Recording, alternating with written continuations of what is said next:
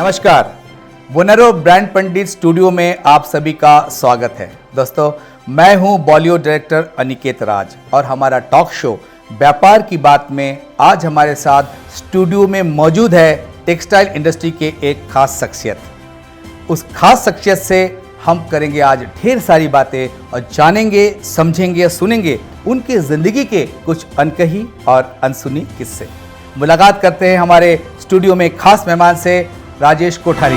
Rajesh ji, बोनेरो brand पंडित के studio में और व्यापार की बात में आपका बहुत बहुत स्वागत है। नमस्कार। सीधे आते हैं आपके पहले सवाल पे। मेरा मन में ये बहुत इच्छा है कि जानकारी ले आपसे कि आपने अपना व्यापार कब और कहाँ से शुरुआत की? हमने अपना व्यापार 1987 बरेली से शुरुआत की, जहाँ मेरे चाचा जी का व्यापार वहाँ पे था, टेक्सटाइल कमीशन एजेंट का, और काफ़ी अच्छा व्यापार प्रचलित कर दिया था उन्होंने। तब उनको ज़रूरत लगी कि परिवार के सदस्यों को और जोड़ना, और उन्होंने कहा राजू अब तुम इधर आ जाओ और यहाँ पे अपने व्यापार को बढ़ाना। तब से मेरे टेक्सटाइल में शुरुआत है व्यापार की। क्या बात है। तो सत्तू चाचा जी आपको राजू करके बुलाते थे? हाँ, राजू करके। क्या बात है। तो आपका निक नेम राजू है? हाँ, राजू। परिवार में आज भी राजू के नाम से ही है। क्या बात है। व्यापार में लोग राजेश जी के नाम से। वाह वाह वाह राजेश जी। तो अब आप, चाचा जी ने आपका हाथ पकड़ा और चाचा जी के साथ आगे बढ़े, उसके बाद का सफर कैसा रहा? बाद का सफर में ऐसे अनिकेत जी के काम का जुनून शुरू से था, तो काम के जुनून का खूब आनंद लेके काम किया। जब बरेली 1987 में गए, 3 महीने तक मैंने अपने ऑफिस में अकाउंट का काम किया, और उसके बाद में चाचा जी ने कहा तेरे को अब मार्केट ले जाना है, तो मुझे 4 साड़ी की सैंपल दिया। अच्छा। और वो थे पाली की कॉटन साड़ी जी। और उस फर्म का आज भी मुझे नाम ध्यान है, कानमल बिड़ला टेक्सटाइल। क्या बात है। वो 4 साड़ी मैंने अपने ब्रीफ केस में रखी, और उसमें मेरे को 6 व्यापारी दिए गए थे। रोज मेरा एक रूटीन बन गया था कि मार्केट के अंदर डोर टू डोर उनके 6 व्यापारियों के पास जाना, उनसे ऑर्डर लेना और शाम को ऑर्डर पोस्ट करना। उससे मुझे बड़ा मजा आने लगा। हर व्यापारी मेरे साथ इंटरेस्ट लेने लगा, काम देने लगा। और उसी दरमियान में ऐसा हुआ कि जब मैं कोई आइटम की बातचीत करने आगे बढ़ा, तो उसमें मुझे रोक टोक होने लगी कि यार ये रेट तो हम चाचा जी से तय करवा देंगे। अच्छा। तो चाचा जी को मैंने कहा यार मेरे को आप एक अलग ऑफिस करवा के दीजिए। अच्छा। तो चाचा जी ने कहा ठीक है, अपन मुरादाबाद चलते हैं और वहाँ ऑफिस देखते हैं। तो यानी कि चाचा जी आपको बरेली से आगे मुरादाबाद लेके गए। हाँ। और खास बात ये कि चाचा जी ने आपकी बात मानी, है ना? बिल्कुल, चाचा जी का अति सहयोग रहा मेरे साथ जी। और जब मुरादाबाद लेके गए, काम का जुनून इतना देखो कि पहला ऑफिस मेरे को दिखाया जी। और वही ऑफिस, चाहे वो ऊपर था नीचे था, मैंने कुछ नहीं देखा। मैंने कहा ये ऑफिस मुझे लेना है, काम करना है जी। और चाचा जी का भी इतना सहयोग, तुरंत उस ऑफिस को फाइनल किया। उस वक्त 900 रुपये किराया था। वाह, क्या बात है। और उस ऑफिस को हमने लिया वहाँ पे, और जस्ट 1 महीने बाद उस ऑफिस की हमने शुरुआत भी कर दी। तो आप मुरादाबाद पहुंच गए, चाचा जी एक और बात, वो मुरादाबाद पहुंचा, पहली बार ऑफिस मेरे जवाबदारी पे आया। मैंने जाते ही वहाँ पे क्या पूछा, मैंने कहा यहाँ पे टॉप का एजेंट कौन? तो बोला लेकराज टेक्सटाइल एजेंसी जी। तो मैंने कहा लेकराज टेक्सटाइल एजेंसी किसका? के पाली और बालोतरा का किंग है। तो मैंने कहा बस उसी कई, उससे आगे बढ़ना है मुझे। ये डिसीजन आपने लिया? हाँ, ये डिसीजन मेरा था कि मुझे उससे आगे बढ़ना है जी। और वही हाल हुई। मेरे पास 3 एजेंसी आई थी, माँ गणपति टेक्सटाइल, मेष धीरज टेक्सटाइल इंडिया और सेंचुरी टेक्सो प्राइवेट लिमिटेड। ये 3 एजेंसी मेरे साथ थी। डोर टू डोर मुरादाबाद में व्यापार किया, और Moradabad, Rampur, Dhampur, Chandausi, Nehtaur, Bijnor, Kotdwar, Rishikesh, Saharanpur, door to door में जाता था। क्या बात है। और 6 महीने के अंदर आपको अनिकेत जी बताऊं, वहाँ पे उमा सेल्स के नाम से मेरा ऑफिस था, और घर घर उमा सेल्स के नाम की एक पहचान होगी। टेक्सटाइल में इस एरिया में कोई ऐसा एजेंट आया है? अच्छा। जिनकी की मतलब की जरूरत होती थी और मैं नहीं पहुंचता तो सामने से फोन आते थे कि राजेश जी आप आए नहीं, 2 दिन हो गए, मिले नहीं। और उस समय 89 में लगभग मेरी उम्र थी 16 साल की जी। उस समय व्यापार की बात आपको बताऊं, इतने में व्यापारियों में घुल मिल गया था, व्यापारियों के अंदर बैठ गया था व्यापार। उस समय व्यापारी मुझे परिवार की सलाह लेने लगे मेरे से। क्या बात है कि राजेश जी ये काम करना है तो मैं कैसे करूं? ये वो 16 साल की उम्र की बात बता रहा हूं। तो आप बहुत जल्द ही व्यापार में आए और आपका एक्सपीरियंस ऐसा होता गया कि लोग आपको एक मैच्योर्ड इंसान की तरह देखने लगे। पर ये मुझे बताइए कि आप मुरादाबाद में जितने शहर में आप जाते थे, लगभग कितने घंटे आप काम करते थे? क्या होता था, फैमिली तो थी नहीं, शादी तो हुई, मतलब 16 साल की तो उम्र थी जी। और अकेले थे रहने वाले, मेरी वो टीम ही मेंबर थे 3 जी वहीं ऑफिस में खाना बनता था। सवेरे 8 बजे उठे तो व्यापार, रात को 8 बजे सोए, 10 बजे सोए तो व्यापार। अच्छा उस समय ज़्यादा ये मोबाइल का जमाना नहीं था जी तो पूरा टाइम हमारा व्यापार में जाता था। और मैंने मेरी लाइफ के अंदर अगर आप देखोगे कि जैसे आगे आगे मैं आपको बताऊंगा ही, शेयर करूंगा आपके साथ, जी जी मैंने व्यापार को ही महत्व दिया। क्या बात है। तो मुरादाबाद से आगे का सफर कैसा रहा? मुरादाबाद का जैसे ही मैं थोड़ा अच्छा हुआ, अच्छी सेल आने लगी, तो मेरे जनून काम का वही, तो मुझे आगे बढ़ना है। मैंने चाचा जी को एक दिन कहा कि मुझे आप दिल्ली ऑफिस करवा दीजिए। अच्छा, तो महीने 2 महीने उनको कहता रहा, तो वो मेरे को एक दिन दिल्ली लेके चले गए। यानी कि चाचा जी को आपने छोड़ा नहीं? नहीं, चाचा जी तो शुरू से व्यापार में साथ थे ना। नहीं, लेकिन चाचा जी को हर काम में। नहीं, ये तो मैं आज भी उनको प्रणाम करता हूँ, सैल्यूट करता हूँ कि मेरी लाइफ के मेन वरदान साबित हुए वो। बस, तो मैं जरूर एक बात कहना चाहूंगा कि भाई चाचा जी किसी का हो तो राजेश जी के चाचा सत्तू चाचा जैसा हो, वरना ना हो। बिल्कुल बिल्कुल, मैं तो कहता हूँ साहब ऐसा इंसान नहीं है। क्या बात है। अब आप दिल्ली आ गए, चाचा जी दिल्ली आए, जी। मेरे दिल्ली की भी एक हिस्ट्री है। जब दिल्ली आए तो वही सिलसिला हुआ जो मुरादाबाद में हुआ। दिल्ली हम दोनों गए, लक्ष्मी बाजार क्लॉथ मार्केट में 4थी मंजिल में एक ऑफिस था, बड़े यूं छोटी छोटी गलियों से होता हुआ जी। और ना जीने में गए तो तार लटक रहे, पुराना सा जीना है पर काम का जुनून था। चाचा जी ने बोला ये ऑफिस है, ये नीचे इन्हीं बैठते हैं, इनकी दुकान है भूत साहब के नाम से और इनका ऑफिस है और ये 4500 रुपये किराया बता रहे। मुझे क्या देखना था, मुझे तो बस करना था। मैंने कहा ले लो आप चाचा जी, बस बाकी काम मैं संभालूंगा। तो आप दिल्ली पहुंच गए? दिल्ली पहुंच गए। और अब दिल्ली पहुंच गए, मुरादाबाद में इतना काम तो उसको कैसे मैनेज करें। 3-4 महीने ऑफिस बंद रखा, फिर एक स्टाफ को रखा, प्रेम सुख पालीवाल नाम का स्टाफ था, उसको रखा, उसको ऑफिस वहाँ पे चाबी दी, भाई तू यहाँ पे ऑफिस खोल के बैठा रहे। और ये 4-5 व्यापारी के मेरे को दिल्ली में मैं जानता था पहले से, उनके पास जाना आना चालू हुआ। यानी कि आप दिल्ली में व्यापार शुरू कर लिया। ये कौन सा ईयर की बात है? ये दिल्ली में जब मैं व्यापार शुरू किया वो ईयर है 1995। हाँ, तो आप लगभग शुरुआत आपने की 87 से, है ना? 1995 में मैं दिल्ली पहुंच गया। 8 साल में आप दिल्ली पहुंच गए। दिल्ली भी पहुंचा तो दिल्ली ऐसे नहीं, दिल्ली पहुंचा तो दिल्ली जाने के बाद में वहां पे मैंने देखा यार कि अब मेरे को कौन पूछेगा यहाँ पे जी। तो मैं जो व्यापारी को जानता हूँ उनका पेमेंट उधार था। अच्छा। तो मैंने कहा मैं इन उधार को माल दूंगा तभी मेरा डाक का आना जाना चालू तो होगा दुकान पे। तो एक व्यापारी था किशन सिंह नारंग, उसको भी धन्यवाद करता हूँ कि जो दिल्ली में मेरी शुरुआत का था। किशन सिंह नारंग, सोनलाल मोहनलाल, नारंग साड़ी सेंटर, श्याम सुंदर, महेश कुमार, ये 4-5 व्यापारियों से मैंने वहां पे व्यापार शुरू किया जी। दिल्ली जब वो लोगों के पास मैं जाता था तो वो लोग मेरे को क्या करते थे कि जैसे कि 2 रुपए 70 पैसे का ब्लाउज पीस आता था, वो जैसे ही उनके पास गए वो बोलते लिखो 21 काट, लिखो 11 काट। मुझे मजा आने लगा, मैंने कहा यार दिल्ली तो मुझे बैठना ही पड़ेगा जी। तो वही हाल हुआ। मैं सप्ताह में 5 दिन दिल्ली, 2 दिन मुरादाबाद, 4 दिन दिल्ली, 3 दिन मुरादाबाद, 3 दिन दिल्ली, 3 दिन मुरादाबाद, ऐसे करके मैंने दिल्ली का काम को बढ़ाया और धीरे धीरे फिर मैं दिल्ली से बढ़ता ही गया आगे। क्या बात है।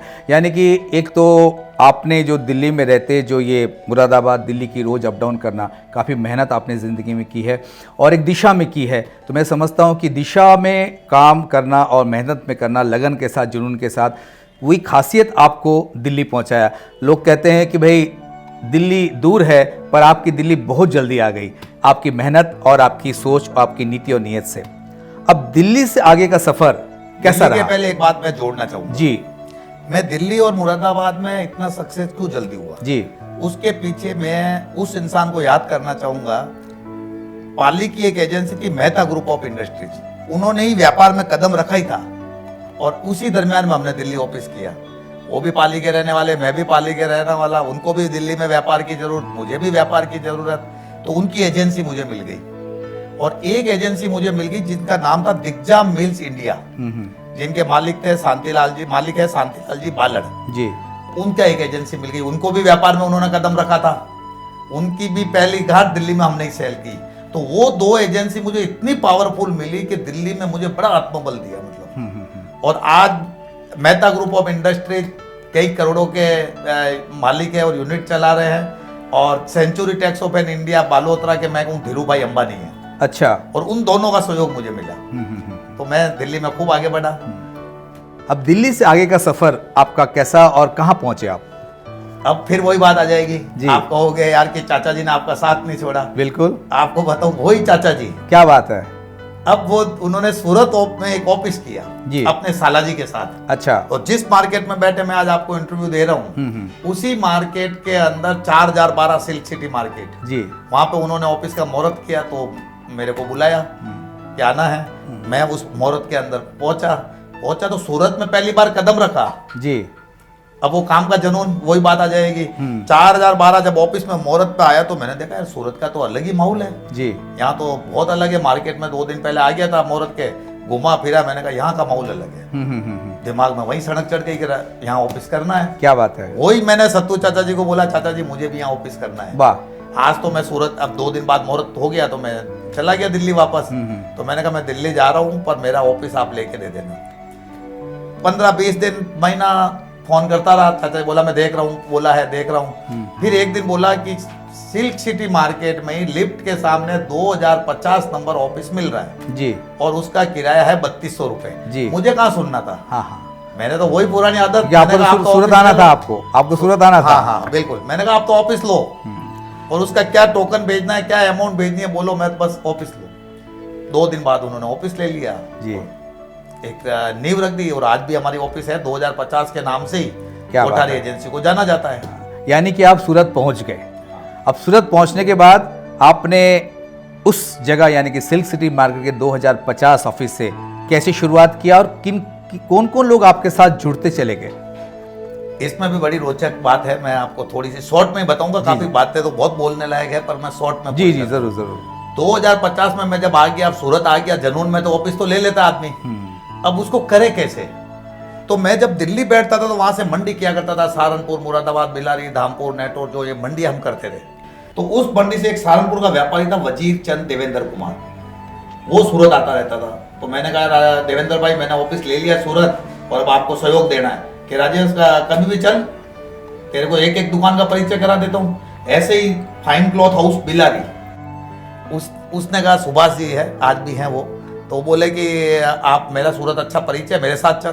तो इन दोनों का प्रोग्राम जिस दिन बना उसी दिन मैंने सूरत की टिकट करा ली। अच्छा। और दोनों का एक होटल थी स्टेशन के पास, एल्फा होटल। जी जी। बोला हम लोग वहां रुकेंगे, तो मैं भी वहां पहुंच गया जी। पहुंच के उन्होंने मेरी सूरत में मूलचंद मार्केट उस समय खूब चलन में था, STM, Mahalaxmi market ji, door to door ले जाके मेरे को परिचय करवाया कि ये है एजेंसी का काम और इनको तुम्हें जितनी घाटे देनी है दे देना, जितना पेमेंट इन पे लग जाए चिंता मत करना। अच्छा।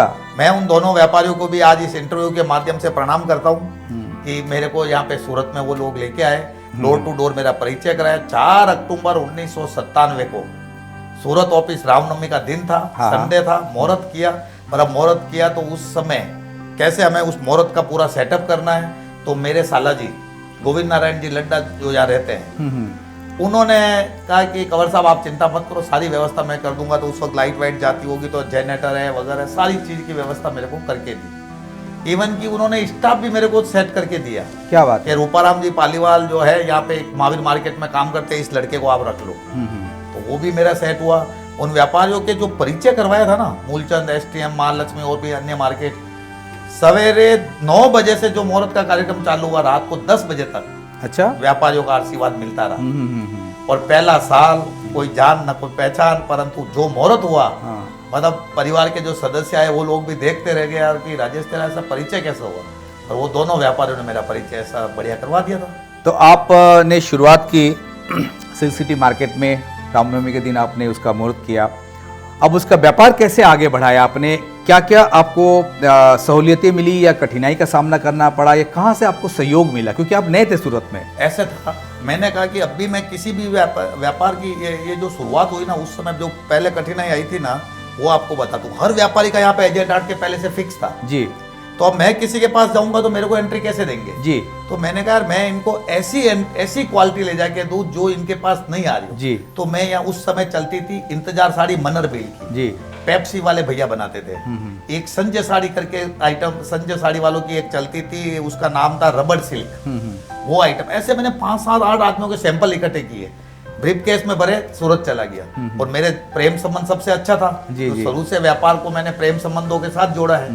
तो वो व्यापारियों ने मुझे 2 पार्सल, 3 पार्सल, 1 पार्सल लिखवाया। ऐसा मेरा सिलसिला चालू हो गया। पहले साल मेरी करीब सेल हुई थी 8.5 लाख की। अच्छा। मात्र 8.5 लाख की सैलरी जी। पर खर्चा दिल्ली ऑफिस दे देता था। हाँ। काम चल गया। दूसरे साल सेल हुई 1.25 करोड़ की। अच्छा। तीसरे साल मेरी सेल हुई 5.5 करोड़ की। हाँ। उसके बाद तो सेल को देखा ही नहीं, बढ़ते ही गए आगे। क्या बात है, क्या बात है। तो जब आप सूरत में आके व्यापार शुरू किया आपने, तो आपका परिवार का सहयोग या परिवार के पूरे टीम को आपने साथ में लिया है, कैसे करा है? टीम की तो जरूरत पड़ती है। इसमें मुझे परिवार का भी सहयोग मिला, व्यापारियों को मैं दोनों बात का आपको समावेश करूंगा इसमें। जी जी। परिवार का ऐसे सहयोग मिला कि जैसे जैसे मुझे लगा काम की जरूरत पड़ेगी, तो एक तो मेरे साला जी श्याम अच्छा। सुंदर जी लड्डा, वो इचलकरंजी में थे किसी के। अच्छा। मैंने उनको फोन किया। मैंने कहा कि अगर आपको लगे कि भाई काम वहाँ कम है ज़्यादा है, अगर अच्छा लगे तो सूरत आ जाओ, मेरे पास काम है जी। वो सूरत आ गए। अच्छा। सूरत उन्होंने खूब मेहनत करी। तो साले जी को आपने ले लिया? लिया। उसके बाद तो साला जी के बाद तो मैंने मेरे छोटे भाई को, मेरा सेकंड नंबर के भाई जो बनारस में काम करते थे, क्या नाम है उनका? प्रमोद जी कोठारी। अच्छा। और दूसरे भाई का? मैंने बुला लिया। फिर मेरा भाई था प्रकाश कोठारी। अच्छा। वो पाली काम करता था, उसको मैंने बुला लिया। इस तरीके से बुलाने का सिलसिला तो समझो ना, मेरे शुरू से आदत में तो था ही, परिवार को साथ रख के चलो। आज भी मेरे को इस नाम से ही हूँ, परिवार पहले। जी जी जी। और उस परिवार को अगर आज देखो तो मैं शॉर्ट में बताऊंगा, 17 परिवार कोठारी एजेंसी से क्या बात है, चल रहे हैं। तो आपने पूरे जो इस व्यापार भी कर रहे हैं और व्यापार से परिवार भी चला रहे हैं। तो अब आता हूँ व्यापार पे। जी। व्यापार में ऐसे हुआ कि मुझे यहाँ पे किसका साथ मिला, वही मैं आपको बात बताऊँ। मुझे बत्रा सिल्क मिल्स, किशन भाई बत्रा, रंजना सिल्क मिल अशोक भाई चूग, वीणा सिल्क मिल्स और ये इंदर सिल्क मिल्स, इन राजलक्ष्मी सिल्क मिल्स रवि भाई और रंजन भाई, इनको मेरा ऐसा संबंध मिला, ऐसा कि सब व्यापारी का, राजेश जी आप तो व्यापारी लाओ, हर व्यापारी को कपड़ा देने को हम तैयार हैं, आपको हम कपड़ा देंगे। उन 5 व्यापारियों का मैं इसी इंटरव्यू के माध्यम से उनको भी प्रणाम करता हूं कि सूरत ऑफिस के नींव के पत्थर है। तो इन व्यापारियों के साथ आपका साथ मिला, उनका सहयोग मिला, प्यार मिला। तो आपने व्यापार को परिवार के साथ में बैलेंस कैसे किया?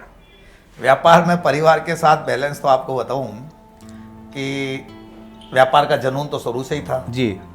और घर में मिसेज का भी नेचर अच्छा था, परिवार व्यापार चलता रहा। पर आज भी अब आपको बताऊं, मुझे शौक बहुत है गणेश उत्सव में आगे रहने का। जी। गणेश उत्सव के कार्यक्रम होते हैं, 10 दिन का कार्यक्रम होता है। व्यापार में बिल्डिंग में सबसे आगे रहता हूँ सोसाइटी में। पर व्यापार भी करना है तो व्यापारियों को पहले से कह देते हैं जी क्या गणेश उत्सव में कार्यक्रम में भी जाऊंगा और 8 बजे तक व्यापार भी करूंगा, दोनों करूंगा साथ में। तो दोनों को बैलेंस लेके, नवरात्रा होता है तो भी हमारा व्यापारियों का खूब आवागमन रहता है, तब भी व्यापारियों को व्यापार भी देना और उसको मैनेज भी करना। सोशल लाइफ में भी मैं आज में इतना ही एक्टिव हूँ जितना व्यापार में हूँ। तो आपने परिवार व्यापार हर तरफ ध्यान रखना, और आपने जैसा कहा कि 17 परिवार आपके इस कोठारी एजेंसीज के साथ में जुड़ा हुआ, उनका घर चल रहा है, किचन चल रहा है, कोई छोटी बात नहीं है। वो भी आज के समय में इतने बड़ी परिवार को साथ में लेके चलना, व्यापार करते हुए, व्यापार में दिनों दिन प्रगति करते हुए, मैं आपको बहुत बहुत बधाई देता हूँ। पर एक बात मैं ज़रूर कहना चाहूँगा कि आपने परिवार को जोड़ा और सबसे पहले आपने साले साहब को जोड़ा। तो आपने उस कहावत को चरितार्थ किया है कि सारी खुदाई एक तरफ और जोरू का भाई एक तरफ, है ना। तो आप भी बधाई के पात्र है और ये होना भी चाहिए जीवन में। अब हम आगे चलते हैं। राजेश जी, जिस वक्त आपने व्यापार की शुरुआत की थी बरेली से, उसके बाद मुरादाबाद होते हुए आप दिल्ली होते हुए सूरत पहुंचे और आज हम 2022 में हैं, तो क्या परिवर्तन आपको दिख रहा है उस वक्त के व्यापार के तौर तरीके का और 2022 में व्यापार के तौर तरीका का, खास करके अगर हम टेक्सटाइल व्यापार की बात करें? जब हमने शुरुआत व्यापार की थी ना, मैं बड़ी शॉर्ट में आपको बता देता हूँ सारी बात। जब शुरुआत की थी तो एक पोपलिन का सैंपल हुआ करते थे, 100 कलर के चार्ट लगे रहते थे, उसमें हम सैकड़ों गांठे बेच देते थे जी। बड़ा 5-7 सैंपल में तो हम लंबा व्यापार कर लेते थे जी। सूरत आए तो हमें उसी पैटर्न का व्यापार मिला कि भाई जब मन्नर की साड़ी बिकनी है तो मन्नर की बिकनी है, इंतजार 80 रुपए में बिकनी है तो उसी मन्नर के नाम से बिकनी है। ऐसे ही 4-5 आइटम ही हुआ करती थी कि दाने की ये आइटम, रशियन की ये आइटम और ये आइटम। और फिर एक थोड़ा सा आगे बढ़े तो प्लेन की आइटम में चालू हुई डाइड की। अच्छा। तो डाइड में डाइड के ब्लाउज है, फैंसी ब्लाउज है, बड़े शॉर्ट। तो उस वक्त हम एक बूटी ब्लाउज की साड़ी आती थी जी, 108 रुपए की, सूरत की बात बता रहा हूँ। जी जी जी। दुकानों पे बैठते थे, यहाँ पे दुकान हुआ करती थी साड़ी संसार, सिद्धार्थ टेक्सटाइल, हाँ हाँ। ऐसी 3-4 दुकानों पे मैं जाता था। गया क्या भाई बूटी वाला 108 लिखो, 100 पार्सल, अच्छा, लिखो 200 पार्सल। क्या बात है। और ऐसी स्थिति भी मैंने दुकानों की करी हुई है कि कोहिनूर मार्केट, विजय फैशन जाते थे, क्या आइटम पड़ी है, सारे रैक की रैक खाली करवा देते थे कि ये रखो, ये पार्सल रवाना करो। वो जमाना था। अब जमाना अलग आ गया जी। अब व्यापार का हो गया, थोड़ा सा वैरायटी चेंज हो गई, क्वालिटी चेंज हो गई। अब तो मैं एक अभी लास्ट मैटर पे आ जाता हूँ कि भाई जीएसटी के टाइम आ गए, ऐसे अनसोल्ड माल नहीं बेच पाते हैं। जी जी जी। तो अब एक अलग ही समय आ गया, एक एक दुकान पे सैकड़ों वैरायटी होती है, हाँ। सैकड़ों कलर होती है। अब अनसोल्ड का जमाना गया, अब तो दिखा के बेचना है। हाँ। तो अब जमाना आ गया डिजिटल का। अच्छा, उससे व्यापार में खूब बढ़ोतरी हुई है। मैं एकदम लास्ट स्टोरी पे आ जाता हूँ जी, कि जरूर। अब जमाना आ गया डिजिटल का, और डिजिटल पे ही व्यापार करने लग गया। व्यापार ट्रिपिकल भी है और आसान भी है। आसान बना दिया डिजिटल ने, और ट्रिपिकल बना दिया सैकड़ों वैरायटियों ने, फैंसी वैरायटी। हाँ। इतनी चीजें, इतना कलेक्शन लाना, हर किसी को मैनेज करना भारी। अच्छा। अब मान लो मैनेज कर भी लिया तो उसको सेलिंग में लाना, उसका माध्यम बनना डिजिटल। जी, तो डिजिटल की बात आपने बहुत सही कही है। सही में 2022 यानी कि अभी का दौर पूरा डिजिटल का ही है। फिर मैं एक और वापस प्रश्न पूछना चाहूँगा कि जिस वक्त आप व्यापार करते थे 1987 से 1997 इस दरमियान, और अब में, क्या उस वक्त आपको इजी लगता था कि अब इजी लगता है, कंफर्ट जोन लगता है डिजिटल आने के बाद? नहीं, ऐसे होता है। इजी उस समय भी था जी, इजी आज भी है जी। पर समय संसाधनों के हिसाब से चीज बनती गई। पहले आपको ध्यान होगा मार्केट के अंदर में ट्रैफिक रहता था जी, ट्रैफिक डे बाय डे बढ़ता गया, तो क्या बन गए, पुल बन गए जी, ऐसे ही व्यापार में है। जी, व्यापार के अंदर जैसे जैसे क्वालिटी बढ़ती गई, विविधताएं बढ़ती गई, फैंसी वैरायटी आती गई, तो ये माध्यम बन गए, डिजिटल हो गए, व्हाट्सएप हो गए, फोटो भेज सकते हैं। तो जी। आसान दोनों तरीके से करने करने के तरीका है अपना अपना। जी, जी, जी। आज भी व्यापार कमजोर नहीं है। आज भी आप देखो कोरोना स्थिति के अंदर जी। कोई व्यापारी सूरत में आया जी। नहीं आया, पर लोगों ने करोड़ों का व्यापार किया। किस पे किया? एक छोटे से मोबाइल से, व्हाट्सएप के द्वारा। जी, जी, जी, तो ये जमाना आ गया। तो जैसे जैसे कहते हैं ना कि चीजें बदलती है, जी। वैसे इंसान को बदलना होता है। जी, और इंसान के बदलने की यही व्यापार की जो शैली। आज आप इंटरव्यू कर रहे हैं, जी। कभी हमारा कोई इंटरव्यू, मेरे को व्यापार करते 35 साल हो गए, 40 साल हो गए, किसी ने कोई इंटरव्यू नहीं लिया। बहुत सही आज है। ये माध्यम आ गया। जी, और मुझे भी बहुत खुशी हो रही है आपसे बात करने से, क्योंकि आपके तजुर्बा और आपकी जो वे ऑफ वर्किंग है, आपने जिस तरह से अपने एक मुकाम हासिल किया सूरत में आने के बाद में, वो काबिले तारीफ़ है। और सुनने वाले लोग को इसमें बहुत प्रेरणा मिलेगी। और जो लोग आपको जानते हैं लेकिन आपकी ज़िंदगी के बारे में नहीं जानते, उनको पता चलेगा कि आपका निकनेम राजू है। राजेश जी, टेक्सटाइल इंडस्ट्री यानी कि टेक्सटाइल व्यापार का भविष्य क्या देखते हैं? किस तरह से ये आगे बढ़ने वाला है? डिजिटल तो ऑफ कोर्स है, लेकिन उसके अलावा आपको कुछ और दिखता है कि इसमें भी कोई चेंजेस या नया कुछ कंटेंट आने वाला है जिस तरह से अभी व्यापार हो रहा है? टेक्सटाइल के अंदर भविष्य की बात आप पूछोगे तो बहुत कुछ आने वाला है जी। अभी मोदी गवर्नमेंट इतनी सशक्त गवर्नमेंट है जी। कई चीजें टेक्सटाइल पे ध्यान दे रही है, उनका पूरा फोकस टेक्सटाइल के ऊपर है जी। तो टेक्सटाइल में तो बहुत कुछ आगे आने वाला है, परंतु जरूरत है हर टेक्सटाइल के व्यापारी को समय के अनुसार बदल के अपने दुकानों पे, अपने प्रोसेस हाउस में, अपने व्यापार के चैम्बर पे अलग अलग निर्णय लेने का। और जो आज की तारीख में अपने समय के अनुसार निर्णय ले लिया वो बहुत आगे जाएगा। तो निर्णय को बदलने होगा, पुरानी चीजों को भी रखना है और पुरानी चीजों के साथ नई चीजों को भी डालना जरूरी है, समावेश करना है। बिल्कुल सही कहा। सूरत में काफ़ी लोग बाहर से टेक्सटाइल के व्यापार करने के लिए आते हैं और कुछ लोगों ने शुरुआत भी किया है। तो जो नए एंटरप्रेन्योर्स है टेक्सटाइल इंडस्ट्री में, सूरत में खास करके, उनके लिए आप क्या संदेश देना चाहते हैं? उनको क्या आप बताना चाहते हैं जिससे उनका व्यापार करने के साथ साथ उनका अचीवमेंट भी उनका एक्सपेक्टेशन के अकॉर्डिंगली हो? मैं आने वाले टेक्सटाइल में जितने भी आने वाले जो स्टार्टअप है, जो भी लोग आना चाहते हैं, उनको कहूँगा सूरत का व्यापार बहुत आसान है। सूरत नगरी बहुत अच्छी है और यहाँ पे व्यापार करना भी उतना ही आसान है। बस थोड़ी सी आपको व्यापार के अंदर अपना मेल जोल, अपना तौर तरीके, व्यापार का सामंजस्य के लिए थोड़ी सी सीख की जरूरत है। उसके बाद तो आप व्यापार का डिजाइन आप खुद रच देंगे, क्यों यहाँ व्यापार आसान इसलिए है। आप एक दुकान शॉप ले लो, आपकी अगर एक एजेंट से या एक किसी से भी मध्यस्थ की पहचान है जी, तो दुकान में माल बनाने वाले, एम्ब्रॉयडरी करने वाले, प्रोसेस हाउस वाले, आपके सब दुकान पे आ जाएंगे। आपको खाली दुकान पे बैठना है जी, मैनेज करना है, मैनेज करके आपको खाली वो जिस डेवलप करना है कि यार मुझे किस वे में जाना है, मुझे दिल्ली जाना है तो दिल्ली क्या चलता है, बस उसी संसाधनों को पकड़ लेना है और आज के जमाने में रहना है, जी, जी। डिजिटलीकरण रहना। मैं तो आज भी कहूंगा कि अब जमाना आ गया है, डिजिटल रहो, अपने आप को प्रमोट करो, अपने आप की ब्रांड को स्थापित करो, अपनी ब्रांड को लोग, आज आपकी एक दुकान है कि आप ये बैठे हैं कि भाई मिलेनियम मार्केट में मैं यहाँ बैठा हूँ, वहां तक आपको कोई नहीं जानेगा जब तक आप मोबाइल के डिजिटल पे नहीं आ जाओगे, जी, अपनी जी। ब्रांड नहीं बनाओगे। तो सबसे पहले मैं ये कहूंगा, जी शुरू से मैंने अपने काम पे ये शुरू से ध्यान रखा, हर को अपनी ब्रांड बनानी चाहिए जी और उस ब्रांड के तले ही काम करना चाहिए, जी, और उस ब्रांड की पहचान होगी तो काम तो अपना आप चलता जाएगा। बहुत सही कहा आपने। बोनारो ब्रांड पंडित जो स्टूडियो में आपका हम इंटरव्यू कर रहे हैं, जिसका नाम है व्यापार की बात, ये भी ऐसा ही प्लेटफॉर्म है, तो हमारी पूरी टीम के लिए आप क्या कहना चाहेंगे? मैं तो ये कहना चाहूँगा साहब, पहली बार मैंने एक ऐसी प्लेटफॉर्म देखा है। मैं बोनारो ब्रांड पंडित की टीम को तहे दिल से धन्यवाद देता हूँ कि एक ऐसा मौका हमें भी दिया यहाँ पे, और आने वाले व्यापारियों के लिए, टेक्सटाइल की हर सेगमेंट के लिए इतना अच्छा स्थान, जैसा अमन जी कोठारी ने बताया कि हम ये करने वाले हैं, इस तरीके से लाने वाले हैं। तो सैल्यूट पूरी टीम को कि बहुत आगे जाए, और एक नया कॉन्सेप्ट है और नए कॉन्सेप्ट को सब सराहना करते हैं। बिल्कुल। पर इससे पहले कि हमारी बात को यहाँ पे हम विराम दे, मैं एक चीज़ आपसे पूछना चाहता हूँ, जानना चाहता हूँ, समझना भी चाहता हूँ कि जो लोग स्टार्टअप वाले लोग आए, जिस तरह से आपका उंगली पकड़ा था आपके सत्तू चाचा ने, तो क्या उनको भी मार्गदर्शन के लिए आप उंगली उनका पकड़ेंगे, आप सत्तू चाचा बनेंगे? बिल्कुल साहब, हम तो शुरू से ही ये कहते हैं, हमारे परिवार के खून में ही है। मेरे दादाजी से लेके अभी तक का अगर आप इतिहास उठा के देखो तो शुरू से ही मिलनसारी रहे हैं जी। कई बातें हैं, इंटरव्यू बहुत लंबा हो रहा है, नहीं तो मैं तो कई बातें ऐसी बताता है कि कैसे हम लोग एकता के साथ चलते हैं। नहीं, राजेश कोठारी जी, आप हमारे स्टूडियो में आए और हमारा व्यापार की बात में आपने अपने बातों से लोगों का दिल जीत लिया। आपको स्टूडियो में आने के लिए आपको बहुत बहुत धन्यवाद। नमस्कार। दोस्तों, ये थे हमारे साथ टेक्सटाइल इंडस्ट्री के एक जाने माने शख्सियत राजेश कोठारी जी। इनका ये ऑफिस हमेशा खुला है, जिनको भी इनसे सुनना है, समझना है और इनसे कुछ मार्गदर्शन लेना है, जैसे राजेश जी ने बताया, वो हमेशा तत्पर है। आप इसका ज़रूर फ़ायदा लीजिए, इसका लाभ लीजिए। आज व्यापार की बात के टॉक शो में आज के एपिसोड में इतना ही।